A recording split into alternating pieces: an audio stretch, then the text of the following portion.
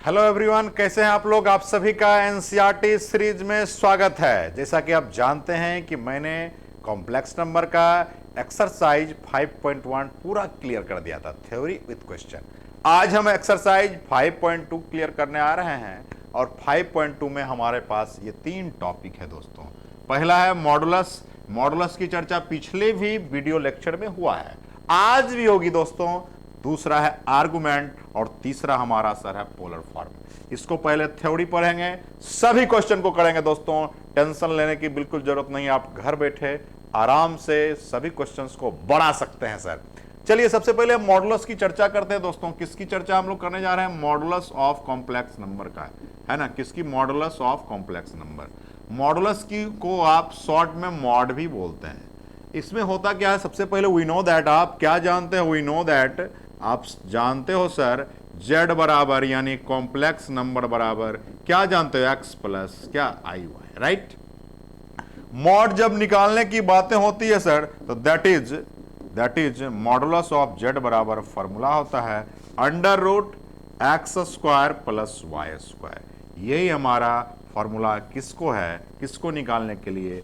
Modulus निकालने के लिए। कॉम्प्लेक्स नंबर में यदि मॉडुलस निकालना होगा तो कुछ नहीं, एक्स और वाई का वैल्यू पता कर लोगे। कॉम्प्लेक्स नंबर में एक्स वाई की वैल्यू क्या है और फॉर्मूला लगा दोगे, बन जाएगा। क्लियर है?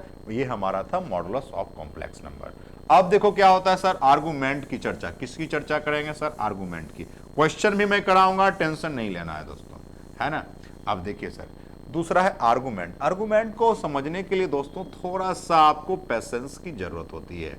आर्गुमेंट की जब बात करोगे तो बहुत आसान है, टेंशन नहीं लेना है। क्या आसान है? सो देखो, सबसे पहले आपको समझना होगा कि सर वो x और y की जो वैल्यू है किस क्वाड्रांट में है। आपको पता है ये फर्स्ट क्वाड्रांट होता है, आपको पता है कि ये सेकेंड होता है, ये थर्ड होता है और ये क्या होता है? फोर्थ होता है। क्लियर है? देखो इसमें होता क्या है, इस बात को समझने की जरूरत है।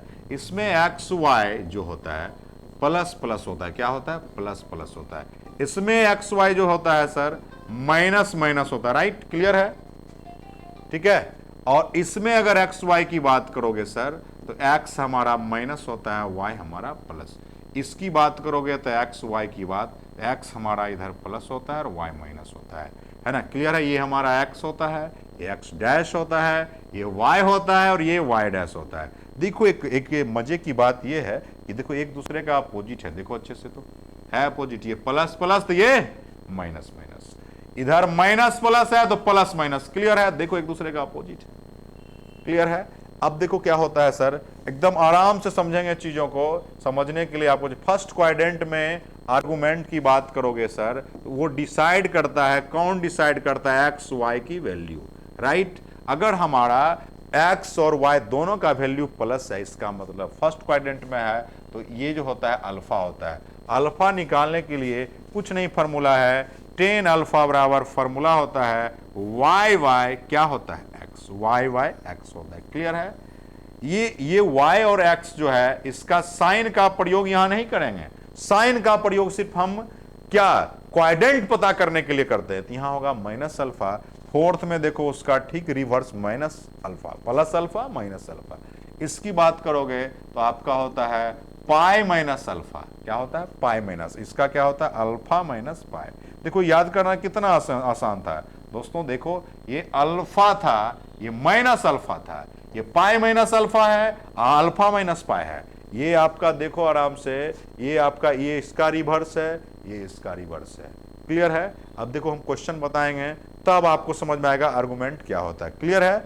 ये हमारा आर्गुमेंट में कुछ नहीं था, y बाय एक्स है। y बाय क्या है सर? x है।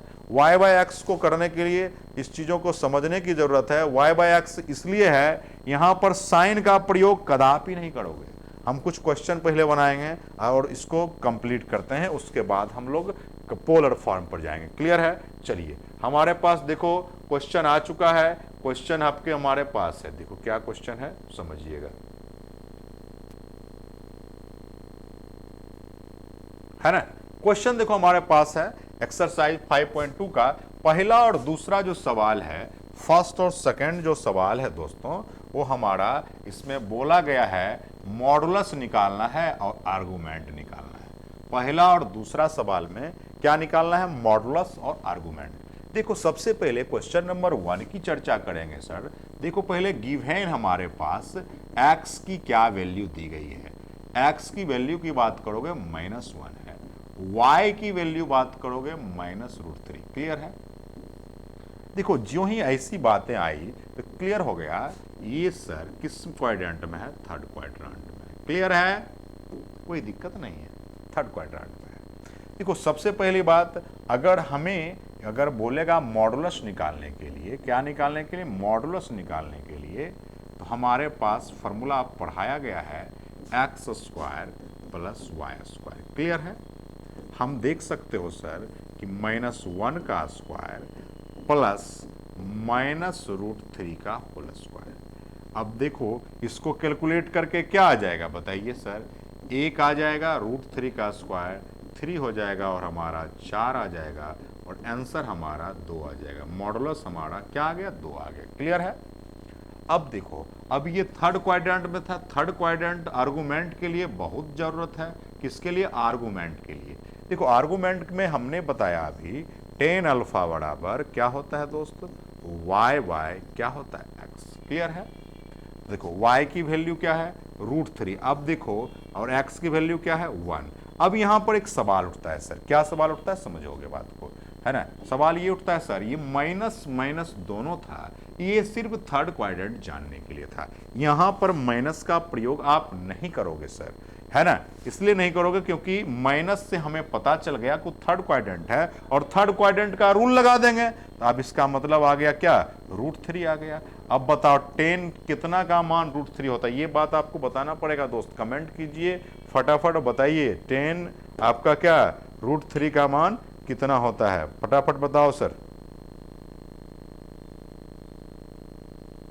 अरे √3 कितना का होगा सर, 10 π/3 का, यानी आप कह सकते हो 10 60 की वैल्यू होती है। किसकी वैल्यू होती है सर, 10 60 का मान क्या होता है सर, √3 होता है। क्लियर है। अब देखो इसको समझने की जरूरत थी। क्लियर है।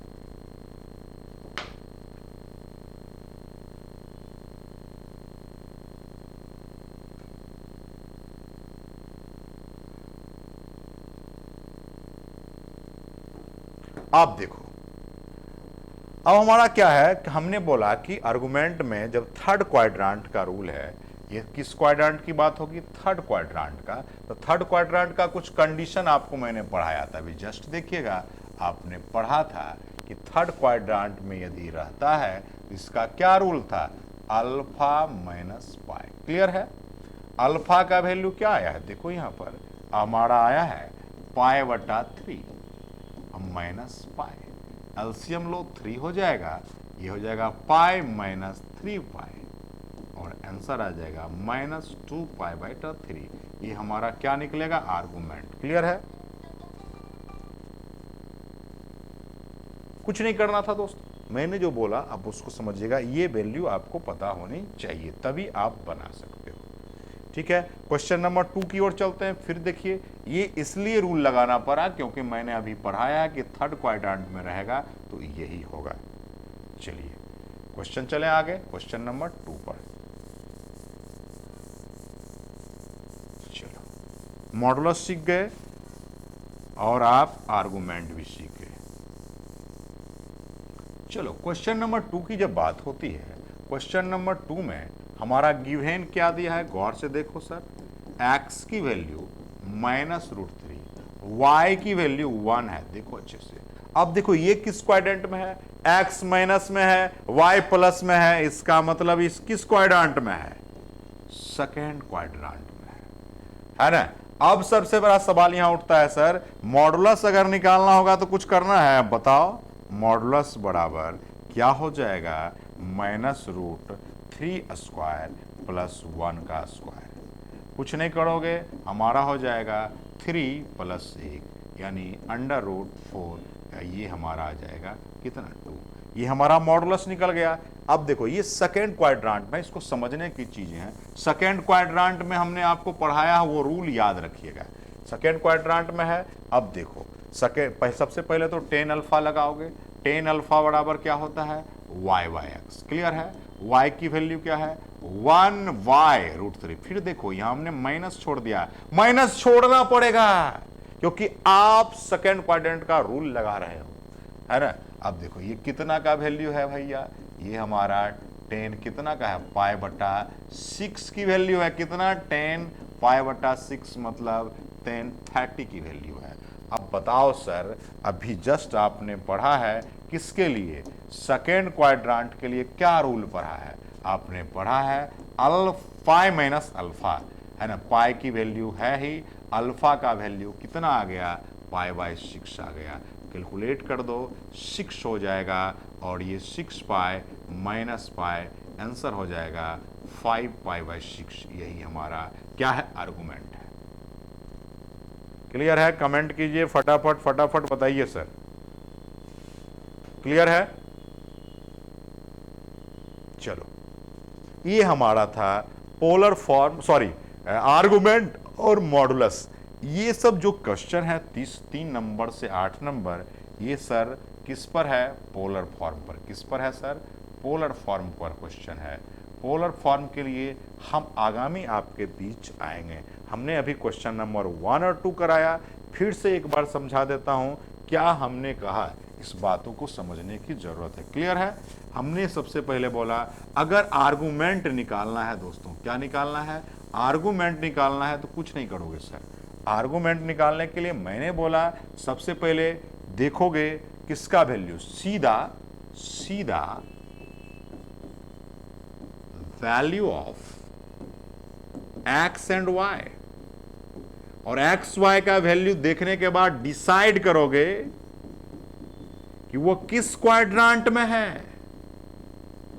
अब पता चल गया तो आपको पता चल गया, तो देखो हमने बोला था ये x है, ये x डैश है, ये y है, ये y डैश है। गौर से समझिएगा, ये हमारा फर्स्ट है और फर्स्ट में x और y दोनों प्लस होता है। ये हमारा थर्ड है जिसमें x y दोनों माइनस होता है। ये हमारा सेकेंड है जिसमें x माइनस वाई प्लस होता है। ये हमारा फोर्थ है जिसमें x प्लस वाई माइनस होता है। इसमें हमने आपको रूल्स दिया था दोस्तों, क्या रूल्स दिया था, फर्स्ट में अल्फा हो जाएगा, फोर्थ में माइनस अल्फा, इसमें हमने बोला पाई माइनस अल्फा, इसमें मैंने बोला अल्फा माइनस पाई। देखो एक दूसरे का रिवर्स है। और अल्फा कैसे निकलेगा, तो अभी आपको बताया गया, क्या सर बताया गया, क्या 10 अल्फा बराबर वाई बाई क्या एक्स। यहीं से हमें अल्फा निकल जाएगा, वैल्यू को रखोगे आराम से बन सकता है। तो ये हमारा था सर मॉडुलस और आर्गुमेंट। हम लोग पोलर फॉर्म पर नेक्स्ट वीडियो में चर्चा करेंगे। बहुत बहुत धन्यवाद साथी, आप जितने भी साथी देखते हैं, आप लोगों से हम्बली रिक्वेस्ट है कि आप अपने दोस्तों के बीच शेयर करिए, लोगों को बताइए कि एनसीईआरटी सीरीज में की क्या एडवांटेज है। मैं थ्योरी के साथ सभी क्वेश्चन का डिस्कशन ला रहा हूं। बहुत बहुत धन्यवाद।